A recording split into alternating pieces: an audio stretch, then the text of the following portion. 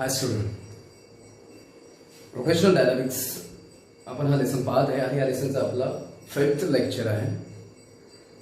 Last लेक्चरमध्ये आपण uniform circular मोशनमध्ये जे ॲक्सेलरेशन असते ओनली सेंट्रिपिटल ॲक्सेलरेशन असते किंवा त्यालाच आपण रॅडियल ॲक्सेलरेशन म्हणतो आपण. तर युएसएमध्ये एकच ॲक्सेलरेशन असते, रॅडियल ॲक्सेलरेशन, ते आपण पाहतो लास्ट लेक्चरमध्ये. परंतु आता नॉन युएसएमध्ये जर म्हटलं आपण तर एकच ॲक्सेलरेशन नसते. ओके, तिथं दोन प्रकारचे ॲक्सेलरेशन असतात. नॉन युएसएमध्ये दोन ॲक्सेलरेशन असतात, रॅडियल ॲक्सेलरेशन आणि सेकंड असते टँजेन्शियल ॲक्सेलरेशन. असे दोन ॲक्सेलरेशन असतात आणि ह्या दोघांमुळे युएसएमध्ये टोटल ॲक्सेलरेशन असते. ओके, त्या दोन्ही ॲक्सेलरेशनमुळे युएसएमध्ये काय असते, रिझल्टंट ॲक्सेलरेशन असते आणि ते आपल्याला पाहायचं आहे.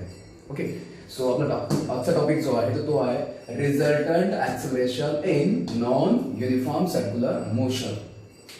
ऑब्वियसली आपण कन्सिडर करत आहे की पार्टिकल हा सर्क्युलर मोशन परफॉर्म करत आहे. पार्टिकल हा अँटी क्लॉकवाईज सेन्समध्ये, अँटी क्लॉकवाईज डायरेक्शनमध्ये सर्क्युलर मोशन परफॉर्म करत आहे along this circumference of circle. ह्या सर्कलच्या सर्कम्फरन्सवरती तो नॉन युएसएम परफॉर्म करत आहे अँटी क्लॉकवाईज डायरेक्शनमध्ये. नॉन युएसएम म्हणजे आता इथं आपल्याला माहित आहे की इथं सर्क्युलर मोशन मध्ये त्या ऑब्जेक्टची जी लिनियर स्पीड असणार आहे, लिनियर वेलॉसिटीची मॅग्निट्यूड ज्याला आपण त्याची स्पीड म्हणू, किंवा आणखी जर म्हटलं आपण अँग्युलर स्पीड, ह्या दोन्ही कशा असतात, ह्या व्हेरिएबल असणार आहे नॉन युएसएम मध्ये. युएसएम मध्ये त्या दोन्ही कशा असतात, कॉन्स्टंट असतात. लिनियर स्पीड किंवा अँग्युलर स्पीड युएसएम मध्ये कॉन्स्टंट असतात, पण नॉन युएसएम मध्ये ह्या दोन्ही कशा असतात, व्हेरिएबल असतात, चेंज असतात. सो पार्टिकल जो परफॉर्म करता अँटी क्लॉकवाईज डायरेक्शन मध्ये along this circle with centre C, ज्याची रेडियस आर असेल, रेडियस आर असेल, आणि जर रेडियस आर असेल तर रेडियस वेक्टर समजा वेक्टर आर असेल, वेक्टर आर हा झाला रेडियस वेक्टर. आणि जर समजा ऑब्जेक्ट ह्या पोझिशनला जर असेल, ऑब्जेक्ट ह्या पोझिशनला असेल तर या पोझिशनला ऑब्जेक्टची लिनियर वेलॉसिटी ती आपण दाखवतो नेहमी त्या सर्कलला टॅन्जेंटच्या डायरेक्शन मध्ये, त्या सर्कलला टॅन्जेंटच्या डायरेक्शन मध्ये. मग समजा ह्या डायरेक्शन मध्ये आहे लिनियर वेलॉसिटी वेक्टर व्ही. आणखी जर म्हटलं आपण आता ह्याच ऑब्जेक्टची जर म्हटलं आपण अँग्युलर वेलॉसिटी म्हणजे वेक्टर ओमेगा, तर तो ती कशी असते, ती असते या सर्कलचा जो एक्सिस असणार आहे.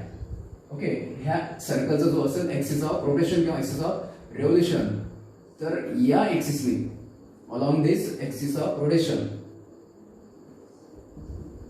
तर या एक्सिसने असते angular velocity vector omega. Okay, आणि आपल्याला एक गोष्ट माहिती आहे किंवा युएसएम नॉन युएसएम मध्ये म्हटलं आपण नॉन युनिफॉर्म सर्क्युलर मोशन मध्ये लिनियर स्पीड म्हणजे लिनियर वेलॉसिटीची मॅग्निट्यूड किंवा अँग्युलर वेलॉसिटीची मॅग्निट्यूड दोन्ही कशा असतात, त्या व्हेरिएबल असतात, त्या असतात चेंज असतात. Okay, in non USM the magnitude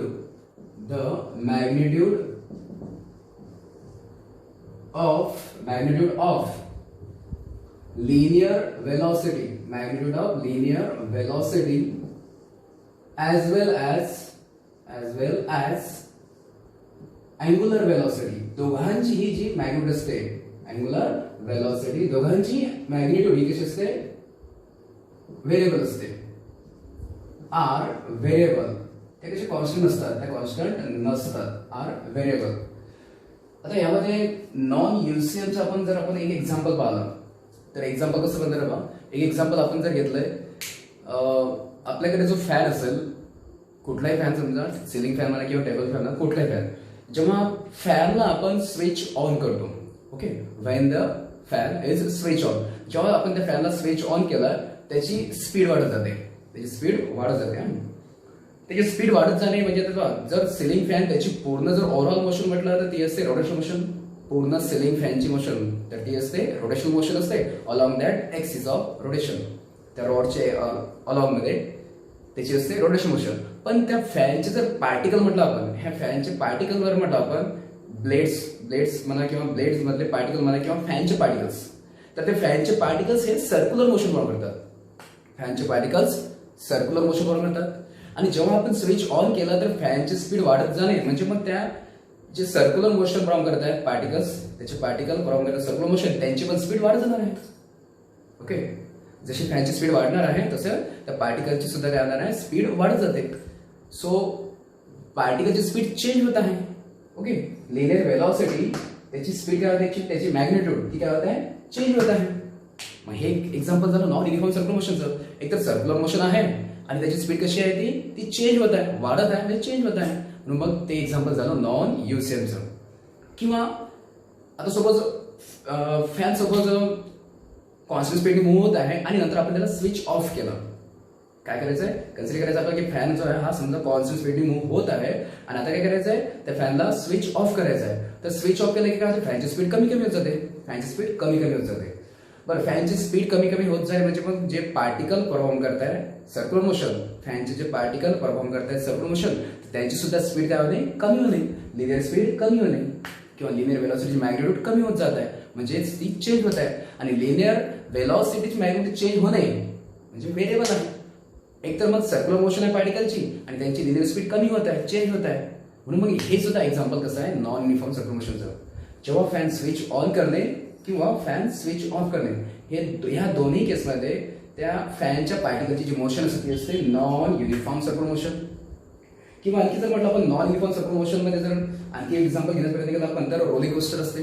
rolling coaster आपल्याला माहिती आहे की ते व्हर्टिकल सर्कल मध्ये रिव्हॉल्व असते.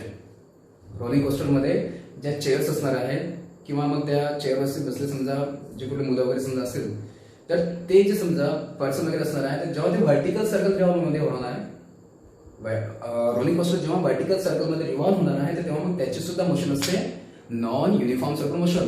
कारण तिथं सुद्धा काय असते, त्याची लिनियर स्पीड हे वेगवेगळ्या पॉईंटला वेगवेगळी असते. ते सुद्धा एक्झाम्पल झालं नॉन युनिफॉर्म सर्क्युलर मोशनचं. तर लक्षात ठेवायचं आहे की नॉन युनिफॉर्म सर्क्युलर मोशन मध्ये लिनियर वेलॉसिटी ऍज वेल एज अँग्युलर वेलॉसिटी दोघांचीही मॅग्निट्यूड ही कशी असते, व्हेरिएबल होते, ही चेंज होत असते. मग त्या मोशनला म्हणतो आपण नॉन युनिफॉर्म सर्क्युलर मोशन.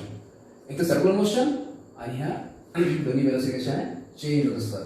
म्हणून मग ज्याला जर आपण डिफाईन करायचा प्रयत्न केला, आपण नॉन युसेबल जर आपण डिफाईन करायचा प्रयत्न केला तर अशा प्रकारे बनणार आहे the circular motion of a particle,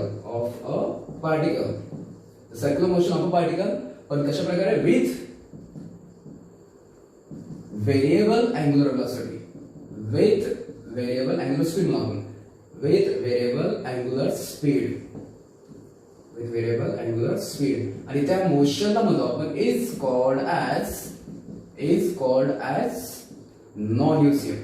non-UCM. Okay, हे जरी समजा नॉन ईसीएमची डेफिनेशन झाली, हे झाली नॉन ईसीएमची डेफिनेशन. आता याच्यामध्ये आपल्याला एक गोष्ट माहिती आहे, आपण बोलू पर्टिक्युलरली बोलू आपण समजा लिनियर वेलॉसिटीच्या बाबतीत. तर जेव्हा एखादा पार्टिकल युएसएम असो किंवा नॉन युएसएम असो, दोन्ही कसे सर्क्युलर मोशन आहे. मग जेव्हा एखादा पार्टिकल सर्क्युलर मोशन परफॉर्म करतो along this circumference of circle आणि कुठल्याही पॉइंटला समजा ह्या पोझिशनला ऑब्जेक्ट समजा ए पोझिशनला असेल तर त्या पोझिशनला त्या ऑब्जेक्टची लिनियर वेलॉसिटी दाखवायची असेल तर ती आपण दाखवतो त्या पॉइंटला टॅन्जेंट ड्रॉ करून. ओके, मग आता ए पॉइंटला ऑब्जेक्टची किंवा पार्टिकलची लिनियर वेलॉसिटीची डायरेक्शन कशी असते, ती या डायरेक्शन असणार आहे. जर पार्टिकल जर समजा समोर गेला, जर पार्टिकल बी या पोझिशनला गेला आफ्टर सम टाइम टी, तर तेव्हा सुद्धा त्या पॉइंटला ऑब्जेक्टची वेलॉसिटी दाखवायची आपल्याला, तर ती कशी दाखवू आपण, त्या पॉइंटला टॅन्जेंट ड्रॉ करून. तर ह्या पॉइंटला त्याची लिनियर वेलॉसिटी डायरेक्शन अशी असणार आहे. रेडियस वेक्टर सुद्धा आपण ड्रॉ करू. त्या पॉइंटला रेडियस वेक्टर हा असा असणार आहे. Radius vector it will be in this way. Okay, आता आपल्याला दिसत आहे की लिनियर वेलॉसिटीची डायरेक्शन सध्या कशी आहे, इथं आहे ए पोझिशनला. आणि जर समजा पार्टिकल जर समोर गेला तर लिनियर वेलॉसिटीची डायरेक्शन चेंज झाली, ती गेली ह्या डायरेक्शन मध्ये. आणि जर पार्टिकल जर समजा समोर जर गेला तर परत काय होते, लिनियर वेलॉसिटीची डायरेक्शन चेंज होत जाते. इथं मग लिनियर वेलॉसिटी डायरेक्शन चेंज होते दोन्ही केसमध्ये, सर्क्युलर म्हणा युसीएम म्हणा किंवा नॉन युसीएम मध्ये, दोन्ही केसमध्ये लिनियर वेलॉसिटीची डायरेक्शन ही चेंज होतेच. इथं सुद्धा चेंज होणार आहे. The direction of linear velocity changes. Linear velocity direction काय होते, चेंज होते. आणि यामुळे ऑब्वियसली लिनियर वेलोसिटीची डायरेक्शन चेंज झाली तर लिनियर वेलोसिटी चेंज झाली. Hence that is linear velocity changes, velocity change झाली. वेलॉसिटी चेंज झाली आणि वेलॉसिटी जर चेंज झाली तर मग त्यामध्ये काय आलं पाहिजे ऍक्सेलरेशन म्हणून मग यामध्ये येते acceleration hence acceleration is produce acceleration is produce okay आता पर्टिक्युलरली हे जे ऍक्सेलरेशन प्रोड्यूस होत आहे हे कशामुळे प्रोड्यूस होत आहे तर लिनियर वेलॉसिटी डायरेक्शन चेंज होत आहे मग लक्षात ठेवायचं आहे की लिनियर वेलॉसिटीची डायरेक्शन चेंज झाल्यामुळे जे ऍक्सेलरेशन प्रोड्यूस होते तर त्या ऍक्सेलरेशनला म्हणतो आपण सेंट्रिपिटल ऍक्सेलरेशन और रेडियल ऍक्सेलरेशन परत पाहू की लिनियर वेलॉसिटीची डायरेक्शन चेंज झाल्यामुळे जे ऍक्सेलरेशन प्रोड्यूस होत असते तर त्या ऍक्सेलरेशनला म्हणतो आपण सेंट्रिपिटल ऍक्सेलरेशन किंवा रेडियल ऍक्सेलरेशन झालं म्हणजे मग ह्यामध्ये नॉन युसेबल परफॉर्म करतात पार्टिकल आणि त्यामध्ये लिनियर वेलॉसिटी डायरेक्शन चेंज होते म्हणून त्यामध्ये रेडियल ऍक्सेलरेशन आहेच सेंट्रिपिटल ऍक्सेलरेशन किंवा रेडियल ऍक्सेलरेशन आहेच झालंय दुसरी गोष्ट नॉन युसेबल मध्ये आणखी काय असते नॉन युसेबल मध्ये लिनियर वेलॉसिटी किंवा अँग्युलर वेलॉसिटीची मॅग्निट्यूड सुद्धा चेंज होते आणि एक लक्षात ठेवायचं जेव्हा लिनियर वेलॉसिटीची मॅग्निट्यूड जेव्हा चेंज होते तर तेव्हा सुद्धा मग काय होणार आहे वेलॉसिटी चेंज होणार आहे आणि त्यावर सुद्धा काय होणार आहे ऍक्सेलरेशन पण होणार आहे आणि ते असणार आहे टॅन्जेन्शियल ऍक्सेलरेशन द मॅग्निट्यूड आता काय चेंज होत आहे नॉन युसेबल मध्ये काय होत आहे लिनियर वेलॉसिटी मॅग्निट्यूड चेंज होत आहे magnitude the magnitude of linear velocity changes मग लिनियर वेलॉसिटीची मॅग्निट्यूड चेंज झाली त्यामुळे काय होणार आहे परत मग मॅग्निट्यूड जर चेंज झाली वेलॉसिटीची तर वेलॉसिटी चेंज झाली that is velocity changes velocity काय होते चेंज होते आणि आणखी परत वेलॉसिटी जर चेंज झाली तर त्यामध्ये काय होते ऍक्सेलरेशन प्रोड्यूस होणार आहे ऍक्सेलरेशन प्रोड्यूस होते परत हे जे ऍक्सेलरेशन प्रोड्यूस होत आहे हे पर्टिक्युलरली कशामुळे प्रोड्यूस होत आहे मॅग्निट्यूड चेंज झाल्यामुळे ओके लिनियर वेलॉसिटीची मॅग्निट्यूड म्हणजे व्हॅल्यू चेंज होते आधी 5 10 15 समजा लिनियर वेलॉसिटीची मॅग्निट्यूड चेंज झाल्यामुळे जे ऍक्सेलरेशन प्रोड्यूस होत असते तर त्या ऍक्सेलरेशनला म्हणतो आपण टॅन्जेन्शियल ऍक्सेलरेशन ओके वेक्टर त्याला म्हणून आपण vector eighty tangential linear acceleration तर मग आता इथं जर म्हटलं आपण नॉन इसेल मध्ये दोन्ही प्रकारचे ऍक्सेलरेशन असणार आहे तर एक असणार आहे एक जे असणार आहे ते असणार आहे रेडियल ऍक्सेलरेशन किंवा सेंट्रिपिटल ऍक्सेलरेशन आणि दुसरं कुठलं असणार आहे दुसरं असणार आहे टॅन्जेन्शियल ऍक्सेलरेशन वेक्टर एटी मग आता नॉन इसेल मध्ये दोन ऍक्सेलरेशन आहे आणि या दोन ऍक्सेलरेशन मिळून टोटल ऍक्सेलरेशन ऍक्ट होते नॉन एसी मध्ये दोन ऍक्सेलरेशन आहेत आणि ह्या दोन ऍक्सेलरेशन मिळून तिथं नॉन एसी मध्ये टोटल ऍक्सेलरेशन ऍक्ट होते किंवा त्याला आपण रिझल्टंट ऍक्सेलरेशन ऍक्ट होते आणि मग आपण हेच पाहायचं आहे की नॉन युसेबल मध्ये जे रिझल्टंट ऍक्सेलरेशन प्रोड्यूस होते तर ते आपल्याला फाइंड करायचं आहे त्याचे आपल्याला डेरिव्हेशन करायचं आहे ओके लेट्स फाइंड आउट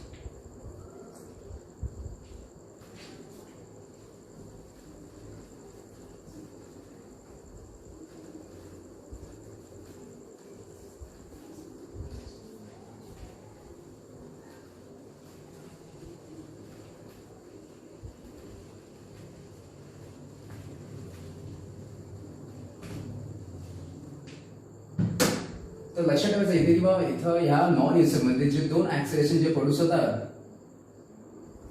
तर एक कुठलं असते रेडियल ऍक्सेलरेशन असते ते असते अलॉंग द रेडियस एक जे असते रेडियल ऍक्सेलरेशन ते असते अलॉंग द रेडियस असते टुवर्ड्स द सेंटर असते म्हणून त्याला आपण सेंट्रिपिटल ऍक्सेलरेशन किंवा रेडियल ऍक्सेलरेशन ओके एक असते रेडियल ऍक्सेलरेशन आणि दुसरं कुठलं असते दुसरं असते टॅन्जेन्शियल ऍक्सेलरेशन म्हणजे टॅन्जेन्शियल डायरेक्शन मध्ये म्हणजे ह्या डायरेक्शन असणार आहे टॅन्जेन्शियल डायरेक्शन मध्ये म्हणजे असे दोन ऍक्सेलरेशन असतात त्यामध्ये तर एक असते रेडियल ऍक्सेलरेशन एक असते radial acceleration towards the centre दुसरं कुठलं असते टॅन्जेन्शियल ऍक्सेलरेशन वेक्टर 80 बघू आपण फाइंड करू सो an expression त्यामुळे आपण आता an expression for resultant acceleration in non usable मध्ये रिझल्टंट ऍक्सेलरेशनचं डेरिव्हेशन आपण फाइंड करायचं आहे ओके तर आपल्याला माहित आहे की जेव्हा एखादा पार्टिकल सर्क्युलर मोशन परफॉर्म करते तर त्याची लिनियर वेलॉसिटी त्याची अँग्युलर वेलॉसिटी आणि काय रेडियस वेक्टर हे तिघांमध्ये रिलेशन असते आपल्याला माहित आहे की relation between linear velocity आणखी and angular velocity of the particle performing circular motion of a particle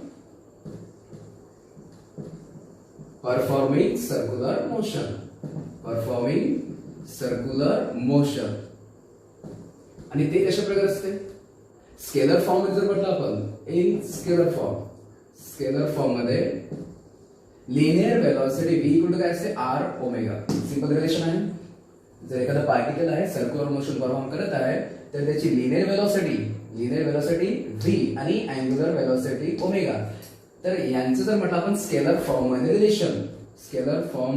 relation जर म्हटलं काय असते v equal to r omega पण वेक्टर फॉर्म मध्ये हे जे रिलेशन आहे इन वेक्टर फॉर्म ते कसं असते इन वेक्टर फॉर्म मध्ये वेक्टर v इक्वल टू काय असते vector omega cross vector r लक्षात ठेवायचं की in vector form the relation between the linear velocity and angular velocity is vector v equal to vector omega cross vector r मग याचं मी काय म्हणत आहे की अँग्युलर वेलोसिटी वेक्टर ओमेगा आणि रेडियस वेक्टर r या दोघांचा क्रॉस प्रोडक्ट म्हणजे काय असते linear velocity vector give it is equation number 1 आणि इक्वेशन नंबर 1 दिलाय आता काय करायचं आपल्याला इक्वेशन 1 ला डिफरन्शिएट करायचं आहे with respect to time now differentiating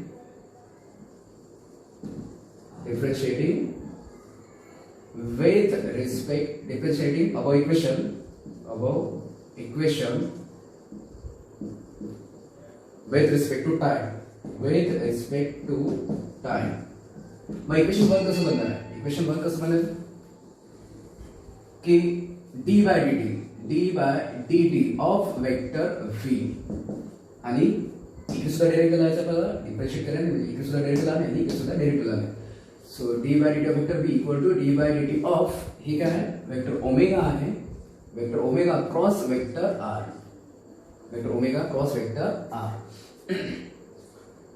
again vector dv by dt equal to आणि इथं आपल्याला माहिती आहे इथं डेरिव्हेटिव्ह आहे आणि दोन व्हेरिएबल त्यांचा क्रॉस प्रोडक्ट आहे किंवा प्रोडक्ट आहे आणि दोन व्हेरिएबल त्यांचा प्रोडक्ट आणि त्याचा डेरिव्हेटिव्ह ओके तर तिथं आपण प्रोडक्ट रूल अप्लाय करतो आपण डेरिव्हेटिव्ह सांगतो तर तो कसं बनणार आहे की डेरिव्हेटिव्ह आपण अप्लाय करू डेरिव्हेटिव्हचा प्रोडक्ट रूल अप्लाय करू तो काय म्हणते की फर्स्ट व्हेरिएबल म्हणजे वेक्टर ओमेगा आणि इथं काय असते डेरिव्हेटिव्ह ऑफ सेकंड व्हेरिएबल म्हणजे d by dt of vector r आणि प्लस इथं क्रॉस प्रोडक्ट आहे म्हणून आपण काय म्हणू आपण आता काय करायचं आता फर्स्ट प्रोडक्टचा डेरिव्हेटिव्ह फर्स्ट व्हेरिएबलचा डेरिव्हेटिव्ह म्हणजे d by dt of vector omega आणि क्रॉस सेकंड व्हेरिएबल अगेन बघ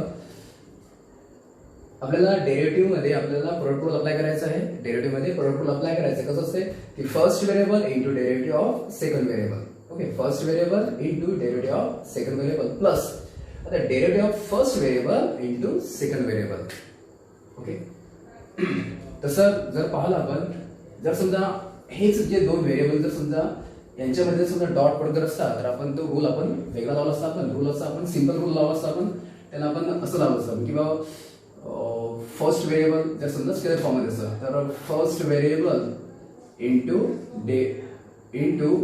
डेरिव्हेटिव्ह ऑफ सेकंड व्हेरिएबल आणि plus second variable into derivative of first variable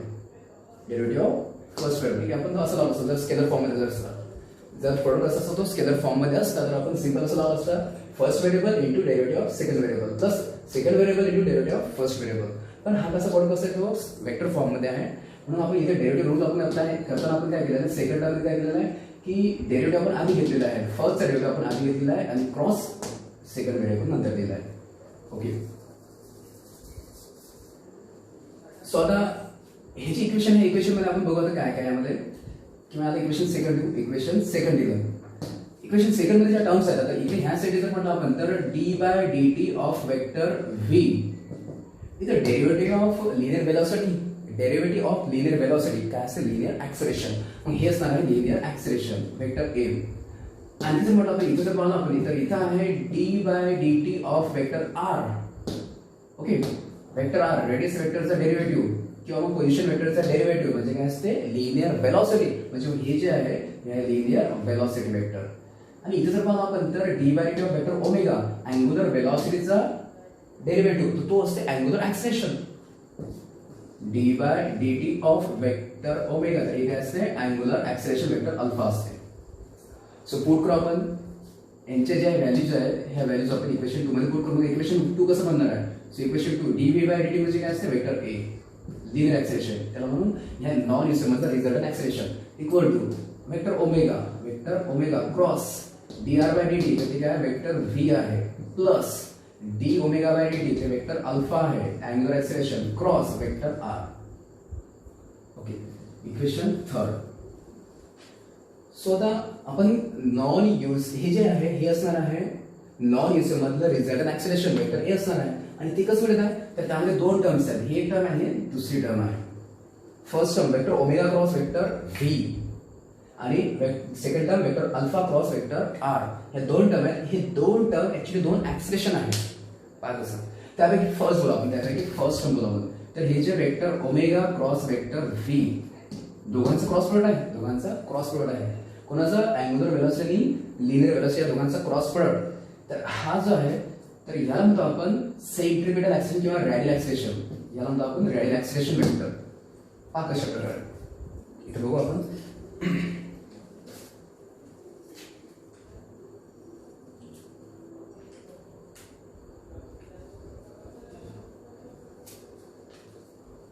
suppose आता पहिलं कुठलं आहे वेक्टर ओमेगा. वेक्टर ओमेगा म्हणजे आपल्याला माहिती आहे वेक्टर ओमेगा कसं असणार आहे एक पार्टिकल तो सर्क्युलर मोशन परफॉर्म करत आहे. तर वेक्टर ओमेगा कसं असते म्हणजे अँग्युलर वेलोसिटी डायरेक्शन कुठे असते अलॉंग द एक्सिस. म्हणजे वेक्टर ओमेगा कसं आहे अलॉंग द एक्सिस आहे. आणि जर म्हटलं आपण आता दुसरं काय आहे वेक्टर व्ही आहे. जो पार्टिकल आहे पार्टिकल परफॉर्म करत आहे circular motion. Okay particle perform करत आहे सर्क्युलर मोशन आणि तो समजा तो ह्या पॉइंटला जर असेल तर ह्या पॉइंटला त्याची लिनियर वेलोसिटी ती कशी असते त्या पॉइंटला टॅन्जंट डायरेक्शन मध्ये. म्हणजे मग इथं त्याची असणार आहे लिनियर वेलोसिटी. समजा एक सर्कल आहे. ओके ही लिनियर वेलोसिटी या डायरेक्शन मध्ये काय आहे लिनियर वेलोसिटी असणार आहे. या डायरेक्शन मध्ये लिनियर वेलोसिटी आणि या डायरेक्शन मध्ये काय असते अँग्युलर वेलोसिटी असणार आहे. अँग्युलर वेलोसिटी असते. परत टॅन्जंट डायरेक्शन मध्ये सर्कलचं जे समजा सर्कलच्या प्लेनला टॅन्जंट तर त्या टॅन्जंटच्या डायरेक्शन मध्ये असते लिनियर वेलोसिटी वेक्टर v आणि ऍक्सिसच्या डायरेक्शन मध्ये ते असतं वेक्टर ओमेगा असणार आहे. ओके पाहतो तर हा समजा कन्सिडर करा हा असं सर्कल आहे आणि हा समजा ओमेगा ह्या डायरेक्शन मध्ये वेक्टर ओमेगा आहे आणि या डायरेक्शन मध्ये कोण आहे लिनियर वेलोसिटी आहे. लिनियर वेलोसिटी वेक्टर v आहे. आता मग आपण समजा आपल्याला प्रोडक्ट घ्यायचा आहे दोघांचं प्रोडक्ट घ्यायचं आहे वेक्टर ओमेगा आणि वेक्टर v या दोघांचं प्रोडक्ट घ्यायचं आहे दोघांचा प्रोडक्ट. ओके तर हा जो लिनियर वेलोसिटी वेक्टर आहे त्याला आपण डिस्प्लेस करू आपण सेंटरला. ओके जो लिनियर वेलोसिटी वेक्टर तो थोडासा तो टॅन्जंट डायरेक्शन होता सर्कलच्या टॅन्जंट डायरेक्शन होता त्याला आपण काय केलं आपण सर्कलच्या सेंटरला आणलंय. ओके आता हा वेक्टर ओमेगा हा वेक्टर v आहे. ओके आणि किंवा मग आपण असं म्हणू शकतो आपण की ह्या अँग्युलर वेलोसिटी वेक्टरला डिस्प्लेस करू आपण. Okay linear velocity vector displace नाही करायचं आहे अँग्युलर वेलोसिटी वेक्टरला डिस्प्लेस करू आपण. म्हणजे हा जो वेक्टर आहे ओमेगा याला आपण इथं लिहिलं याला काय आपण इथे लिहू. म्हणजे समजा लिनियर वेलोसिटी वेक्टर असा आहे आणि हा अँग्युलर वेलोसिटी वेक्टर हा इथं आलेला आहे. आता दोन वेक्टर झाले वेक्टर ओमेगा आणि वेक्टर v आणि या दोघांचा काय क्रॉस प्रोडक्ट आपल्याला माहिती आहे. जर दोन वेक्टर असले दोन वेक्टरचा क्रॉस प्रोडक्ट तो काय असते थर्ड वेक्टर. आणि थर्ड वेक्टर म्हणजे कुठला असते कुठल्या डायरेक्शन मध्ये तर त्या वेक्टरचे त्या दोन वेक्टरचा जो प्लेन आहे तर त्या प्लेनला परपेंडिक्युलर डायरेक्शन मध्ये म्हणजे ह्या डायरेक्शन मध्ये म्हणजे दोघांचा वेक्टर ओमेगा आणि वेक्टर v या दोघांचा क्रॉस प्रोडक्ट. तर हा काय असते तो थर्ड वेक्टर असते. तो थर्ड वेक्टर कुठल्या डायरेक्शन असते तर त्या दोघांच्या प्लेनला परपेंडिक्युलर डायरेक्शन मध्ये. याचं मिनिंग काय बनणार आहे इथं समजा लिनियर वेलोसिटी वेक्टर v हा वेक्टर ओमेगा आणि हा असणार आहे हा असेल ह्या दोघांचा क्रॉस प्रोडक्ट आणि ह्या दोघांचा क्रॉस प्रोडक्ट म्हणजे ह्या डायरेक्शन मध्ये या डायरेक्शन मध्ये म्हटलं आपण म्हणजे सेंटरकडे रेडियस नाही. हा जो वेक्टर बनणार आहे हा वेक्टर कसा असेल अलॉंग द रेडियस आणि टुवर्ड्स द सेंटर आणि along the radius towards the centre ते काय असते सेंट्रिपिटल ऍक्सिलेरेशन. ते काय असते सेंट्रिपिटल ऍक्सिलेरेशन रेडियसच्या डायरेक्शन आणि रेडियसच्या डायरेक्शन आणि टुवर्ड्स द सेंटर ते काय असते तर ते असते radial acceleration vector A R. Okay, ते असते radial. So radial acceleration vector ती सेंटरकडे असणार. म्हणजे हा जो vector omega cross vector V, तर हा काय असते रॅडियल ऍक्सिलरेशन वेक्टर ए असते. ओके, किंवा त्याला समजा आपण सेंट्रिपल ऍक्सिलरेशन डायरेक्शन असते टुवर्ड्स द सेंटर. तर मग हे जे झालेलं आहे vector omega cross vector V, तर हे काय असते radial acceleration. So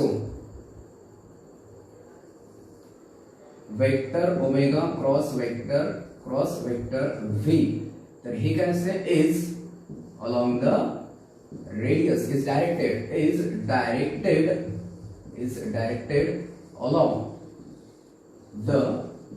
radius is directed along the radius and towards the center of a circle. आणि याला म्हणतो आपण radial acceleration किंवा central acceleration. It is called as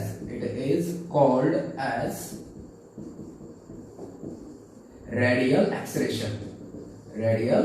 acceleration किंवा centripetal acceleration vector AR. It is called as radial acceleration or centripetal acceleration vector AR. चालेल, ही झाली first term. Equation 3 मधली ही झाली फर्स्ट टर्म. आता इक्वेशन 3 मधली सेकंड टर्म, ही जी सेकंड टर्म आहे ती सेकंड टर्म कशी आहे vector R cross vector alpha cross vector R आहे. ते पण पाहायचं तर ते काय असते.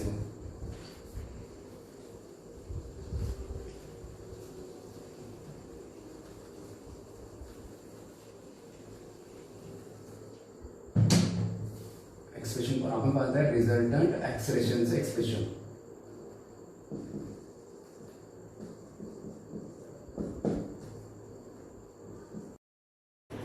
तर आता आपल्याला पाहिजे सेकंड टर्म जी आहे ती आहे second term vector alpha cross vector R. Okay, आता ही जी सेकंड टर्म आहे, सेकंड टर्म मध्ये फर्स्ट जे आहे वेक्टर अल्फा आहे. वेक्टर अल्फा म्हणजे आपल्याला माहिती आहे वेक्टर अल्फा म्हणजे अँग्युलर ऍक्सिलरेशन, आणि ते कुठे असते ते असते along the axis of rotation किंवा axis of revolution. Vector alpha असते along the axis of revolution आणि हा रेडियस वेक्टर. हे दोघांचा क्रॉस प्रोडक्ट तर हा असतो किंवा याला म्हणतो आपण tangential acceleration. It is called as the tangential acceleration. पहा ते कसं. समजा आपण म्हटलं की हा वेक्टर अल्फा म्हणजे अँग्युलर ऍक्सिलरेशन आणि तो काय ऍक्सिल वेक्टर असते, तो along the axis of rotation असते. ओके, पार्टिकल आहे सर्क्युलर मोशन परफॉर्म करत आहे, त्याचा हा ऍक्सिस आणि या ऍक्सिसनी आहे वेक्टर अल्फा. ओके, दुसरा कुठला आहे? दुसरा आहे वेक्टर आर. वेक्टर आर म्हणजे रेडियस वेक्टर. हा रेडियस वेक्टर हा वेक्टर अल्फा आहे, हा रेडियस वेक्टर आर आहे. ओके, हे असे या डायरेक्शनने आहे, या डायरेक्शनने वेक्टर अल्फा आहे आणि या डायरेक्शन रेडियस वेक्टर आर आहे. ओके, आणि इथं समजा जर म्हटलं आपण तर इथं समजा तो वेलोसिटी वेक्टर आहे. ओके, इथं हा तो वेलोसिटी वेक्टर आहे. तर काय करायचं आहे की आता हे जे दोन्ही जे समजा इथं हे जर म्हटलं आपण vector alpha cross vector R म्हणजे या दोघांचं क्रॉस प्रोडक्ट वेक्टर अल्फा आणि वेक्टर आर या दोघांचं क्रॉस प्रोडक्ट. त्याला काय करायचं आहे दोघांनाही डिस्प्लेस करायचं आहे. दोघांना पॅरलल, याला सुद्धा पॅरलल डिस्प्लेस करायचं आहे, याला सुद्धा पॅरलल डिस्प्लेस करायचं आहे. तर दोघांना डिस्प्लेस जर केलं आपण इथून डिस्प्लेस केलं कुठं इथं. ओके, आपण दोघांना जर इथून जर आपण इथे डिस्प्लेस केलं तर पहा त्या प्रकारे आपल्याला कसं मिळणार आता. तर इथं आपल्याला मिळणार आहे जेव्हा तुम्ही दोघांना पॅरलल डिस्प्लेस करसाल तर मग तिथं बघा तुम्ही ह्या दोघांना तुम्ही वेलॉसिटी वेक्टरच्या पॉइंटला तुम्ही डिस्प्लेस करसाल. ओके, या दोघांना काय केलं आपण ह्या दोघांना इथून उचलून आपण इथं म्हणजे वेलॉसिटी वेक्टरच्या ह्या पॉइंटला आपण डिस्प्लेस केलं. मग त्या पॉइंटला डिस्प्लेस केलं. आता बघा येणार आहे एक वेक्टर आर आहे, वेक्टर अल्फा आहे आणि दुसरा वेक्टर आर आहे आणि या दोघांचं काय क्रॉस प्रोडक्ट. आता आपल्याला माहिती आहे आपल्याला की जर समजा दोन वेक्टरचा क्रॉस प्रोडक्ट हा काय असते थर्ड वेक्टर, म्हणून तो थर्ड वेक्टर तो समजा हा, आणि तो थर्ड वेक्टर कसा असतो तर या दोघांच्या प्लेनला परपेंडिक्युलर वेक्टर. म्हणजे मग या दोघांचा क्रॉस प्रोडक्ट तर तो काय असेल थर्ड वेक्टर, तो असेल या डायरेक्शन मध्ये म्हणजे वेलॉसिटी वेक्टरच्या डायरेक्शन मध्ये. ओके, बरोबर आहे. आणि मग आता म्हणून मग आपण या वेलॉसिटी वेक्टरच्या डायरेक्शन मध्ये या पार्टिकलचं जे असणार ऍक्सिलरेशन तर त्या ऍक्सिलरेशनला म्हणतो आपण टॅन्जेन्शियल ऍक्सिलरेशन. कारण हे ऍक्सिलरेशन कोणीकडे आहे, हे ऍक्सिलरेशन आहे वेलॉसिटी डायरेक्शन मध्ये. बरोबर आहे. या दोघांचं क्रॉस प्रोडक्ट कोणीकडे आहे वेलॉसिटीच्या डायरेक्शन मध्ये. दोघांचं क्रॉस प्रोडक्ट वेलॉसिटीच्या डायरेक्शन मध्ये आणि या दोघांच्या क्रॉस प्रोडक्टला म्हणतो आपण ऍक्सिलरेशन. म्हणजे मग ऍक्सिलरेशन आहे वेलॉसिटी वेक्टरच्या डायरेक्शन मध्ये आणि वेलॉसिटी वेक्टरच्या डायरेक्शन मध्ये जे ऍक्सिलरेशन असते तर ते असते टॅन्जेन्शियल ऍक्सिलरेशन. कारण वेलॉसिटी सुद्धा कशी असते टॅन्जेंशियल डायरेक्शन मध्ये असते. म्हणून मग आता हे जे आहे vector alpha cross vector R हे काय असते टॅन्जेन्शियल ऍक्सिलरेशन असते आणि त्याची डायरेक्शन असते along the tangent the circumference of the circle. Hence हा जो vector alpha cross vector R तर हे काय असतं इज डायरेक्टेड त्याची डायरेक्शन असते is directed along the tangent is directed along the tangent to the circumference of a circle. Okay, and is in the direction of velocity vector and is in the direction of velocity vector आणि त्याला म्हणतो आपण tangential acceleration आणि याला म्हणतो म्हणून याला म्हणतो आपण tangential acceleration. Hence it is called as याला म्हणतो आपण टॅन्जेन्शियल ऍक्सिलरेशन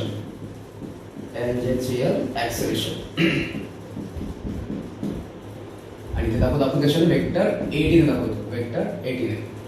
पण जी फर्स्ट टर्म आहे रिझल्टंट नॉन इसम मधलं जे रिझल्टंट ऍक्सिलरेशन आहे त्याची first term vector omega cross vector V आणि ते काय म्हणतात आपल्याला radial acceleration vector A R आणि त्याच्यामधली जी सेकंड टर्म आहे vector alpha cross vector R आणि ते काय म्हणतात tangential acceleration.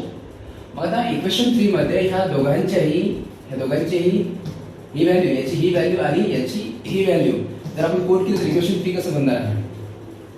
Hence equation 3 becomes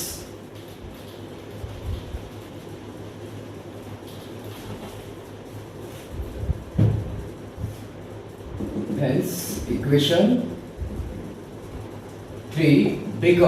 3 बनणार आहे. पाच कसं बनणार आहे resultant acceleration vector A equal to याची व्हॅल्यू म्हणजे काय vector A R radial acceleration आणि प्लस याची व्हॅल्यू म्हणजे काय याची व्हॅल्यू म्हणजे tangential acceleration vector A D.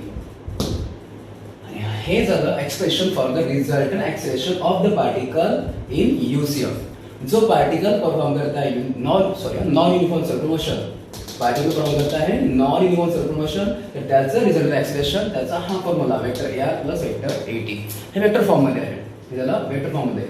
आणि जर आता या रिझल्टंट ऍक्सिलरेशनची जर आपल्याला काढायची आहे मॅग्निट्यूड तर ती मॅग्निट्यूड कशी भेटणार the magnitude of resultant acceleration याची जर तुम्हाला काढायची आहे मॅग्निट्यूड तर बघा हा जो समजा जो आपल्याला रिझल्टंट ऍक्सिलरेशन वेक्टर ए मिळत आहे तो या दोन वेक्टरच्या समनी मिळत आहे. आणि मग तेव्हा अशा वेक्टरची जर आपल्याला काढायची असली मॅग्निट्यूड तर ती कशी मिळते तर मॉड ऑफ वेक्टर ए तर ती मिळणार यासाठी रूट मध्ये जो पहिला जो वेक्टर आहे रेडियल ऍक्सिलरेशन त्याच्या मॅग्निट्यूडचा स्क्वेअर म्हणजे ए आर स्क्वेअर आणि प्लस करेल दुसरा जो वेक्टर आहे टॅन्जेन्शियल ऍक्सिलरेशन तर त्याच्या मॅग्निट्यूडचा स्क्वेअर. ओके एवढंच राहणार आहे. बाकीचं बघू आपण त्याच्यामध्ये ते रिमेनिंग जे टर्म्स असतात त्या झिरो कशा बनतात.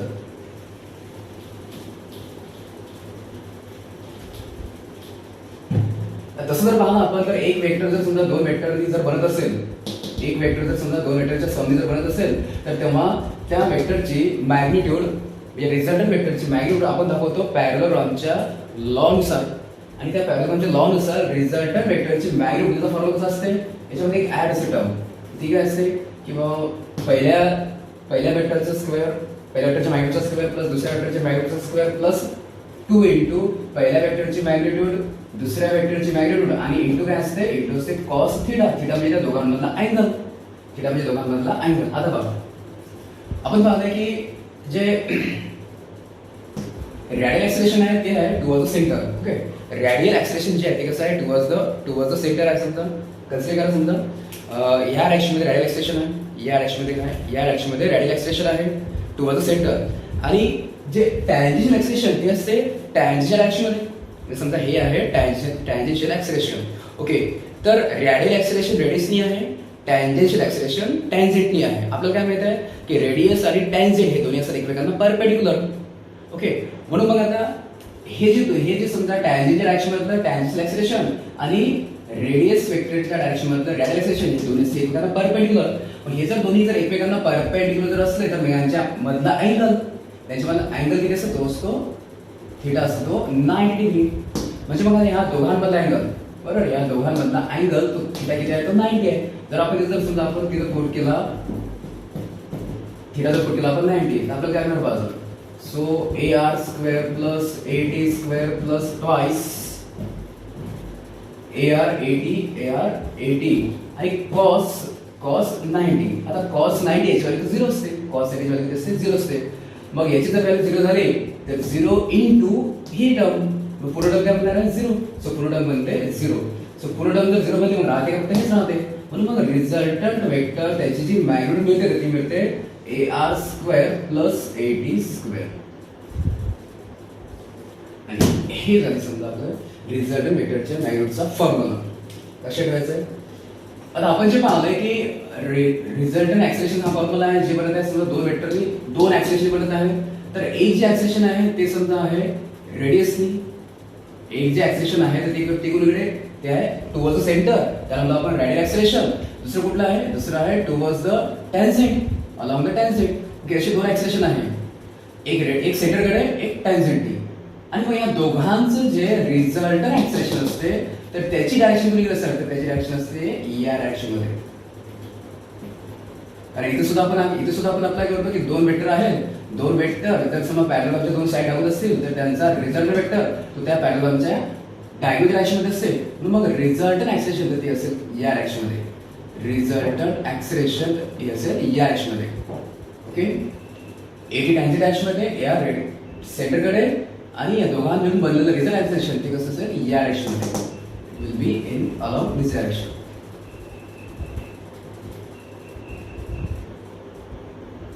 ओके हे झालं आपलं नॉन युनिफॉर्म सर्कल मोशन मधलं रिझल्टंट ऍक्सेलरेशन त्याचं एक्सप्रेशन. आता आपल्याला एक टेबल पाहायचं आहे.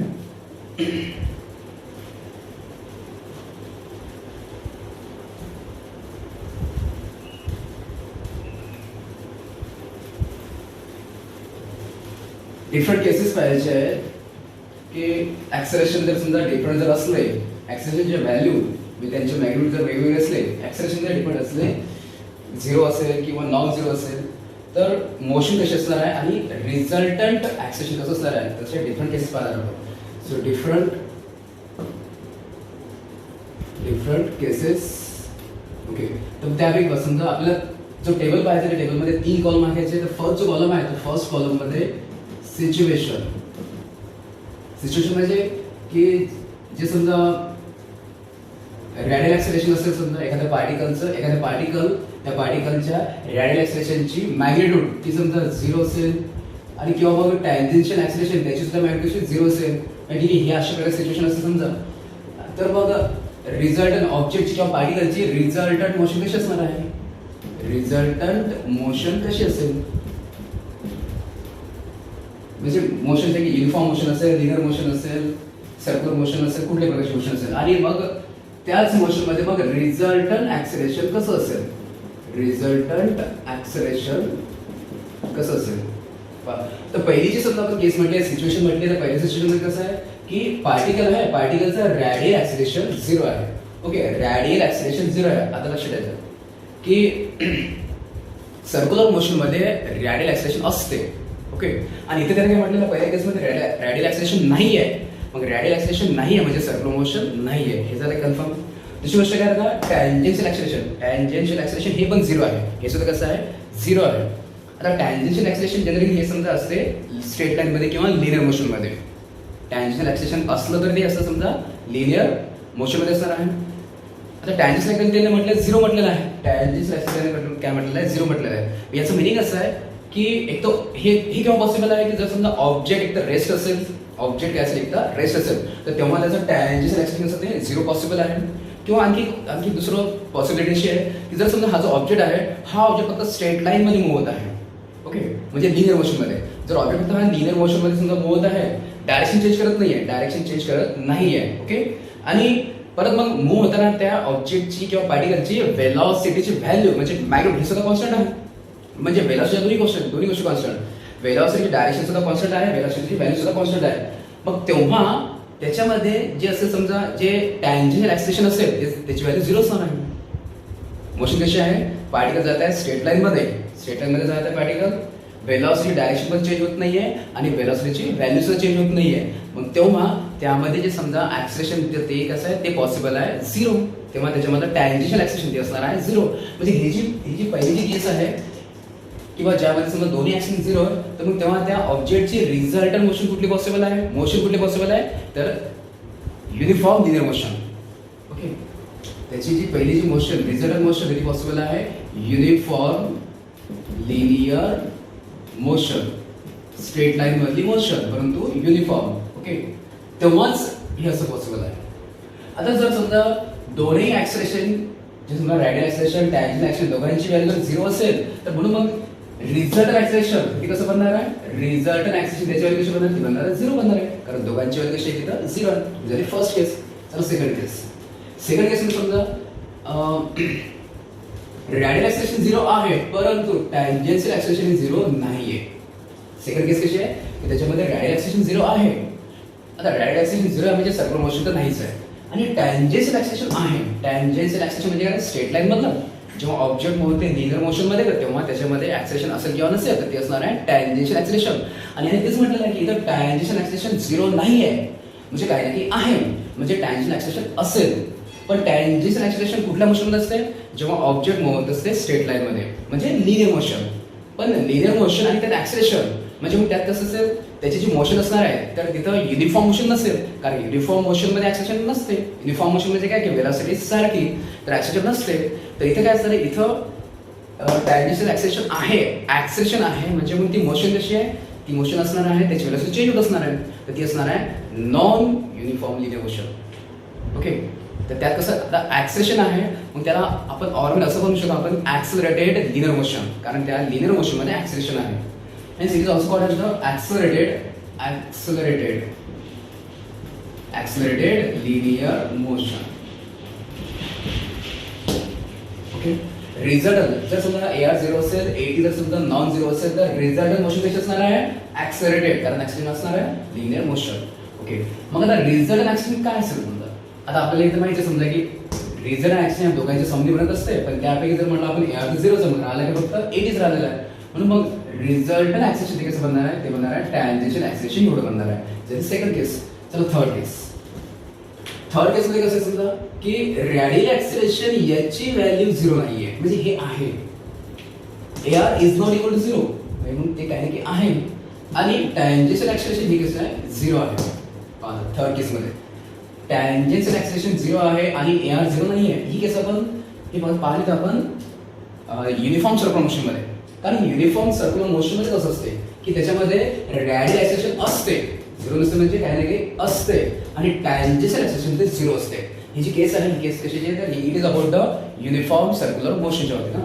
म्हणून मग ह्या असं जर समजा कंडिशन असली, सिच्युएशन असली तर मग त्या केसमध्ये रिझल्टंट मोशन तर ती कशी बनणार आहे, UCM युनिफॉर्म सर्क्युलर मोशन.